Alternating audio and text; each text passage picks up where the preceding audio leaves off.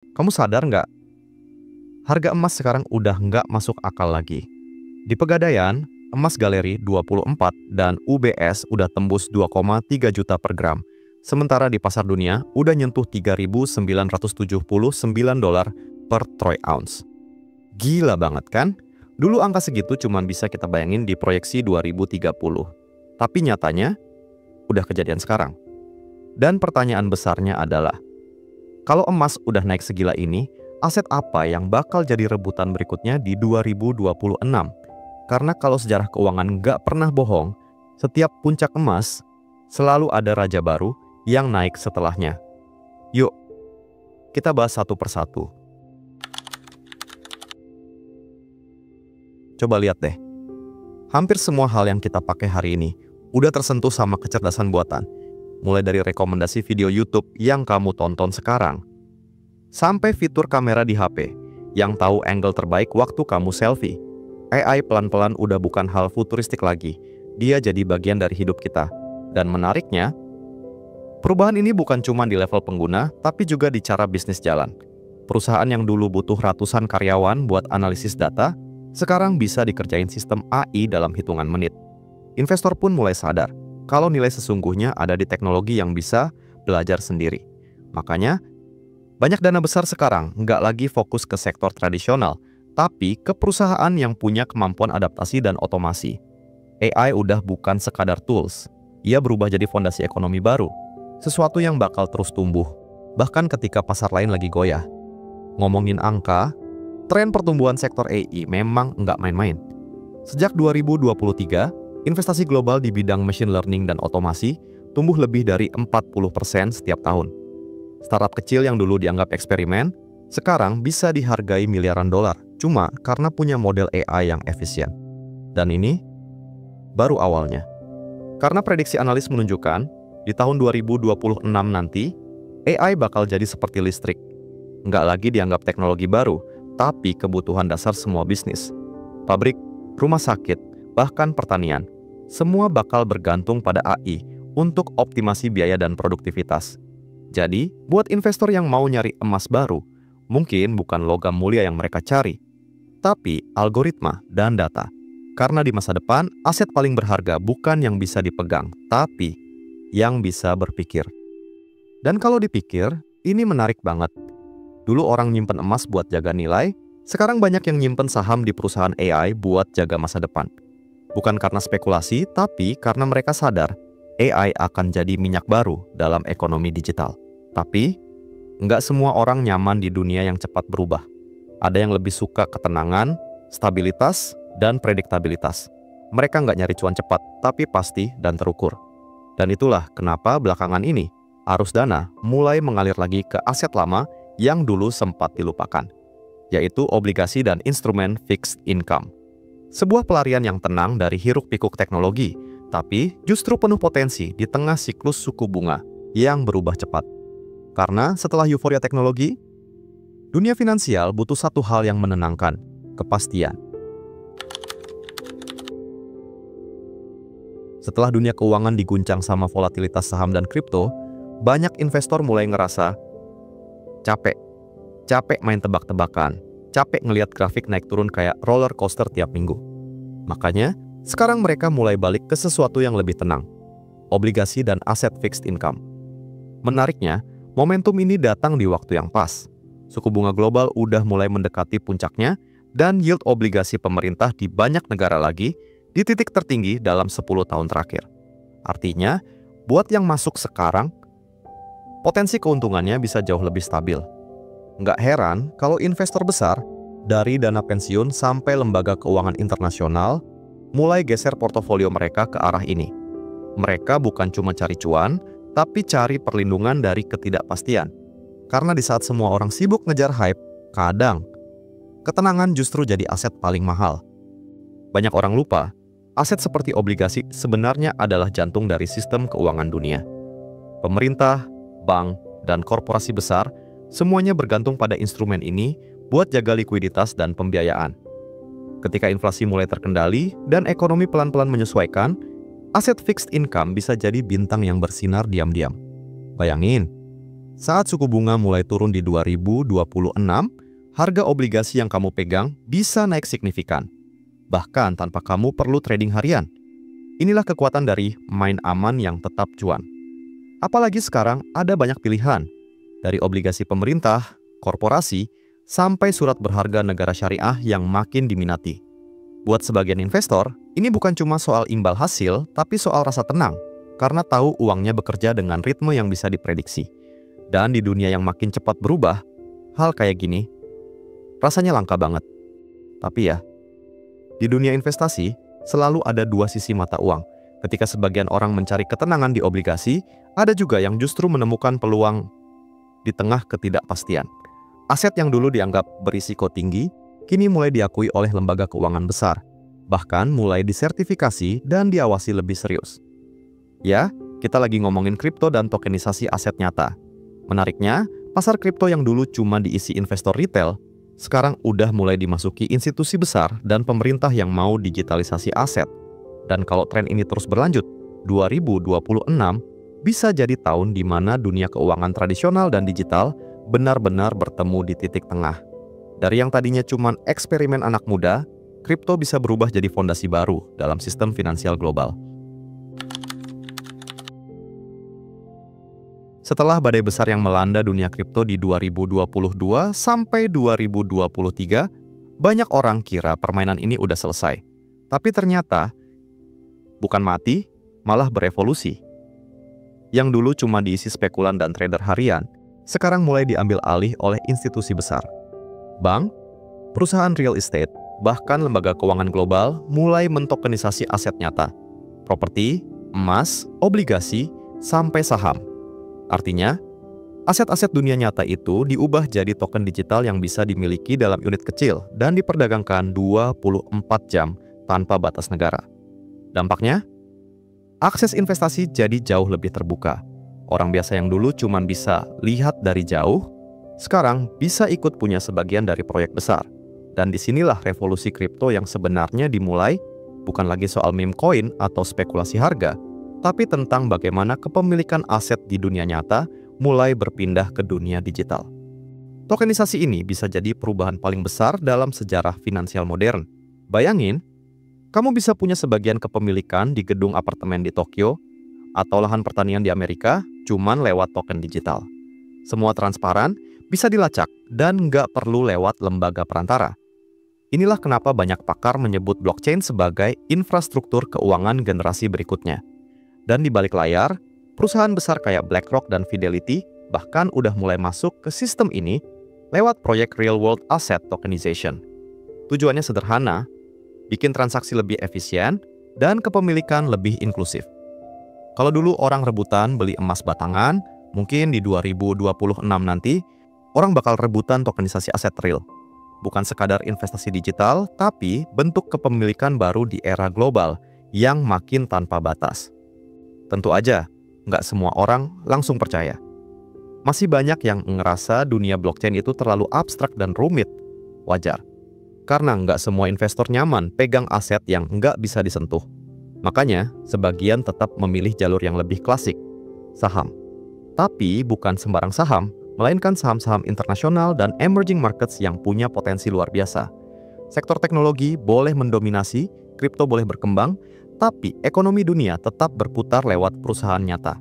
Dan sekarang, arus dana global mulai bergeser ke wilayah yang dulu dianggap pelengkap. Asia Tenggara, India, dan Afrika. Kenapa? Karena di sana masih ada pertumbuhan, tenaga muda, dan peluang pasar baru. Dan disitulah, investor mulai bertanya lagi. Kalau aset digital udah naik, mungkin giliran pasar berkembang yang akan jadi bintang berikutnya. Kalau kita lihat peta ekonomi dunia sekarang, Amerika udah mulai kehilangan sedikit dominasinya. Cina pun lagi berjuang menstabilkan ekonominya setelah perlambatan panjang. Dan di sela-sela dua raksasa itu, muncul gelombang baru dari negara-negara yang dulu cuma disebut pasar berkembang.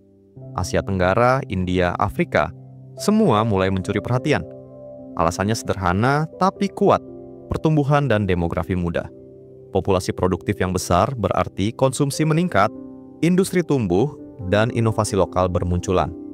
Contohnya, sektor teknologi finansial di Indonesia, manufaktur di Vietnam, dan energi terbarukan di India, semuanya lagi naik cepat. Investor global mulai sadar bahwa peluang besar nggak selalu datang dari Wall Street. Kadang, justru muncul dari jalan-jalan yang belum ramai dilalui. Dan 2026 bisa jadi tahun di mana emerging markets benar-benar naik kelas. Saham-saham di emerging market sekarang udah nggak bisa dianggap pelengkap portofolio lagi. Beberapa bahkan mencatat pertumbuhan yang ngalahin perusahaan besar di negara maju. India, misalnya, sekarang jadi pusat pertumbuhan startup kecerdasan buatan dan logistik. Vietnam mulai jadi tujuan utama relokasi pabrik dunia karena ongkos produksi murah tapi kualitas tinggi. Dan Indonesia lagi sibuk bangun ekosistem energi hijau dan hilirisasi nikel, bahan utama baterai kendaraan listrik. Semua ini bikin arus modal asing mulai masuk lagi, pelan tapi pasti. Investor global mulai diversifikasi, nggak lagi hanya bertumpu di AS atau Eropa. Karena mereka tahu, pertumbuhan nyata sekarang datang dari tempat yang masih berkembang, bukan yang sudah matang. Dan buat investor cerdas, inilah momen langka saat peluang besar datang sebelum semua orang menyadarinya. Tapi tentu aja, nggak semua orang nyaman berinvestasi di saham luar negeri. Fluktuasi mata uang, isu geopolitik, dan ketidakpastian global bikin sebagian orang masih ragu. Mereka pengen sesuatu yang bisa dilihat, disentuh, dan terasa nyata nilainya. Dan di titik ini, banyak investor mulai ngelirik kembali satu sektor klasik yang dari dulu selalu jadi simbol kekayaan, properti dan infrastruktur.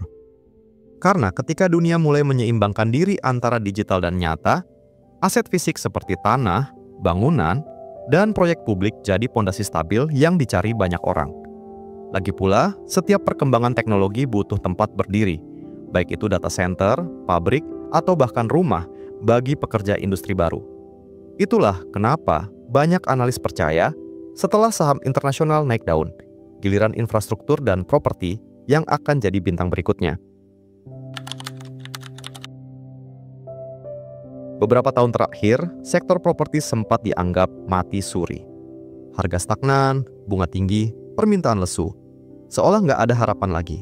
Tapi pelan-pelan, situasinya mulai berubah. Proyek-proyek besar mulai jalan lagi, dari ibu kota Nusantara di Indonesia, pembangunan kota pintar di Timur Tengah, sampai ekspansi kawasan industri di Asia Tenggara. Semua ini bikin infrastruktur dan properti mulai hidup lagi.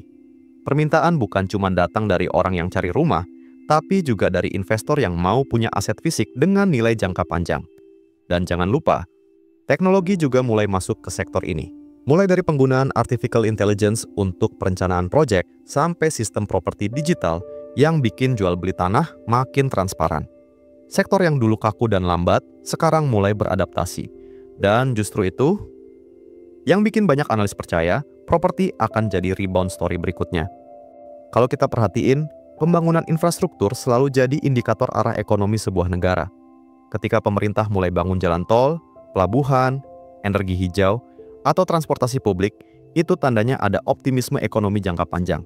Dan menariknya, tren ini nggak cuma terjadi di negara maju.